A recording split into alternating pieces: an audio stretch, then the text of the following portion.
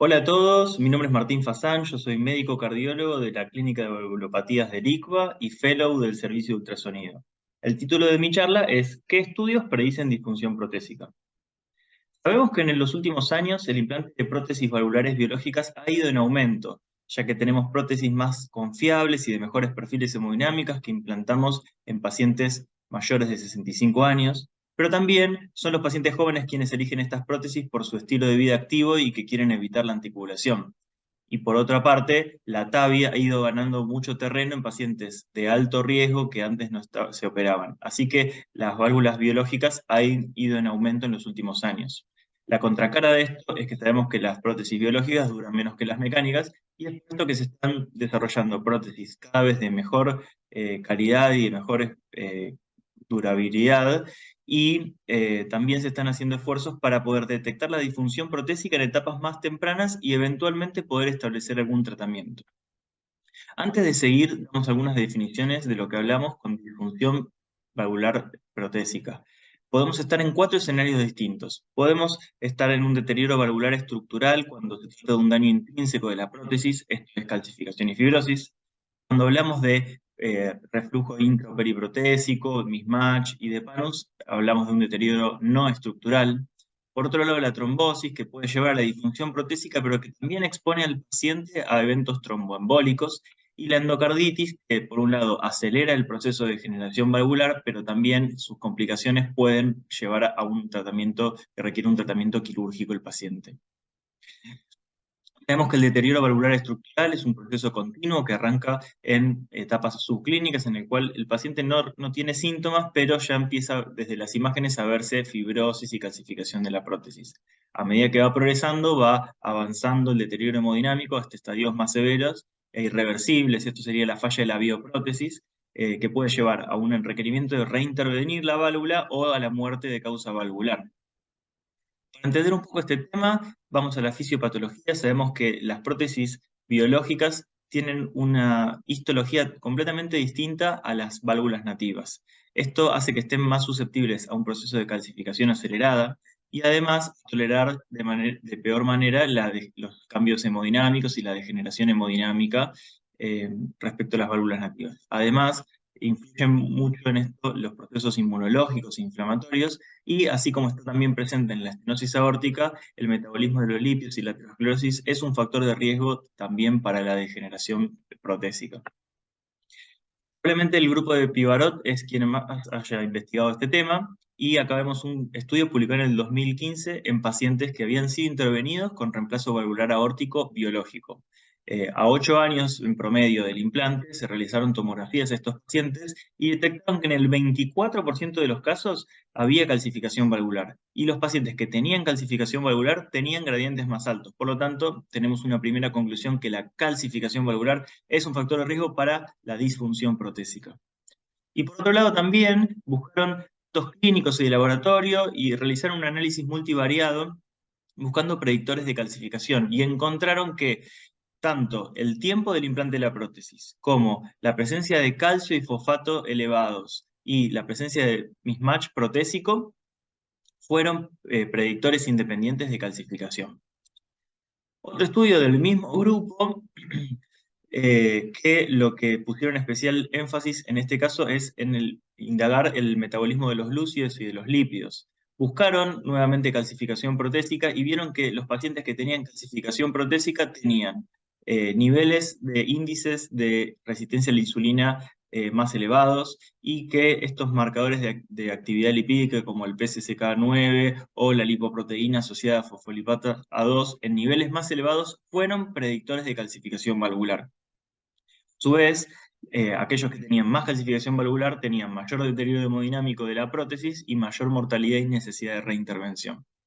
Repasando entonces los predictores que tenemos descritos en la literatura, están los predictores clínicos.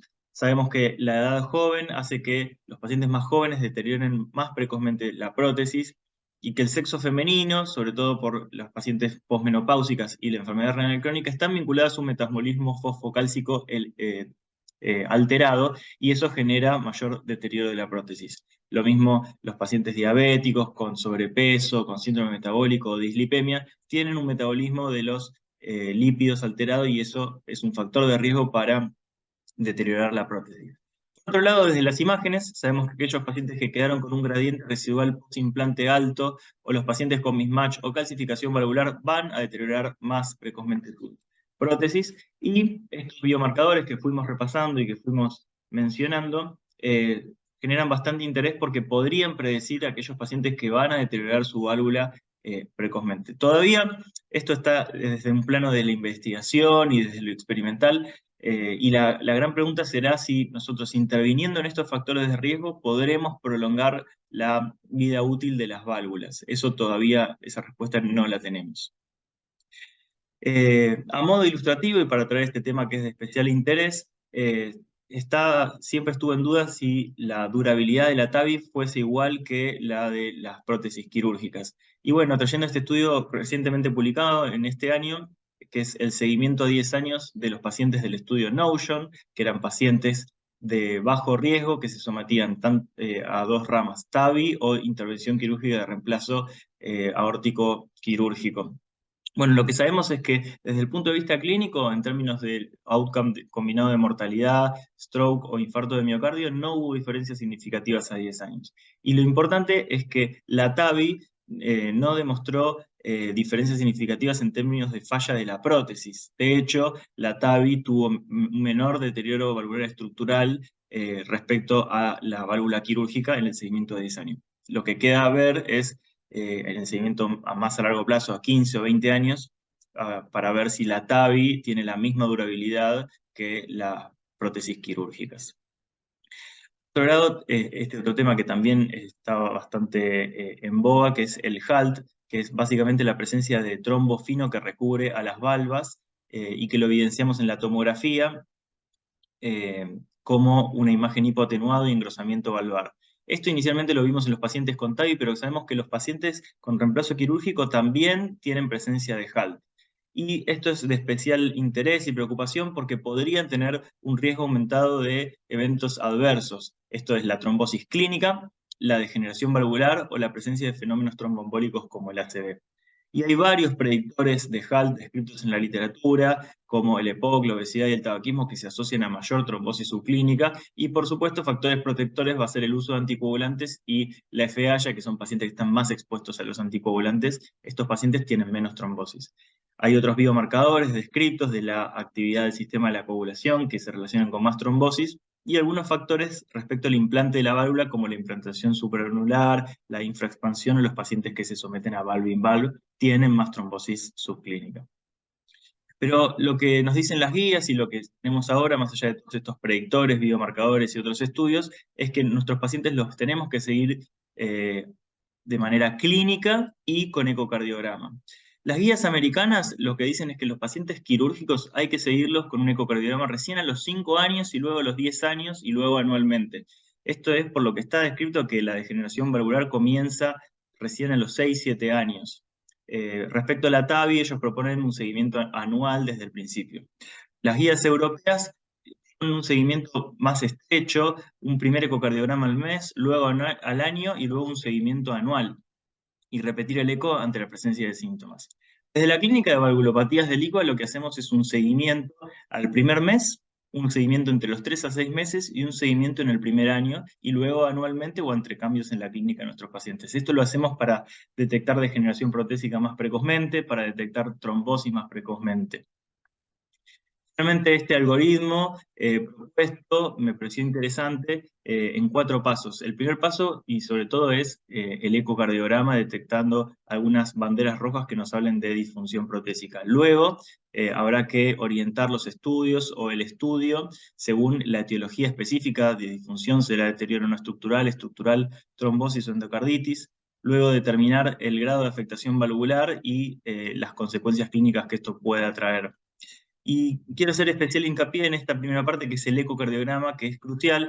Nosotros cuando pedimos un ecocardiograma no deberíamos solamente mirar los valores hemodinámicos como el área valvular, la velocidad, los gradientes, sino que hay que prestar especial atención a mirar la válvula. Como vemos en este caso, vemos que en esta válvula aórtica que tiene las valvas engrosadas, y con restricción de su movilidad, es un caso de trombosis protésica. Así que no hay que esperar a que aumenten los gradientes, hay que mirar la válvula, prestar atención. Y además es importante recalcar siempre en nuestros pacientes en el seguimiento, indagar los síntomas que nos puedan sugerir algún tipo de disfunción protésica. Y por último, ¿cuál es el tratamiento que podemos hacer o cuál es el tratamiento recomendado? Bueno, el tratamiento antitrombótico en las guías, en este caso en la guía europea, es bastante claro. Para la TAVI, a menos que haya indicación de anticoagulación por otra causa, el tratamiento es simple antiagregación con aspirina. Y en el caso de las válvulas quirúrgicas, a menos que haya indicación de anticoagulación, el tratamiento antitrombótico es en los primeros 3 meses. Podemos usar aspirina o anticoagulación. Y esto puede ser algún gap terapéutico, una oportunidad terapéutica en nosotros podemos intervenir y elegir qué hacer. Si consideramos que tiene muchos predictores a favor de trombosis nuestro paciente, podríamos elegir la anticoagulación en esta etapa de los primeros 3 meses. Obviamente asumiendo los riesgos de mayor riesgo hemorrágico y de derrame pericárdico. Pero esto es una oportunidad de tratamiento que tenemos para intervenir y cambiar el outcome de nuestros pacientes. Para concluir, podemos decir que la disfunción de las prótesis biológicas es un problema frecuente, que están descritos varios predictores que nos hablan del deterioro estructural, pero que lo fundamental sigue siendo el seguimiento clínico y el ecocardiograma de manera sistemática para detectar precozmente la disfunción protésica. Muchas gracias.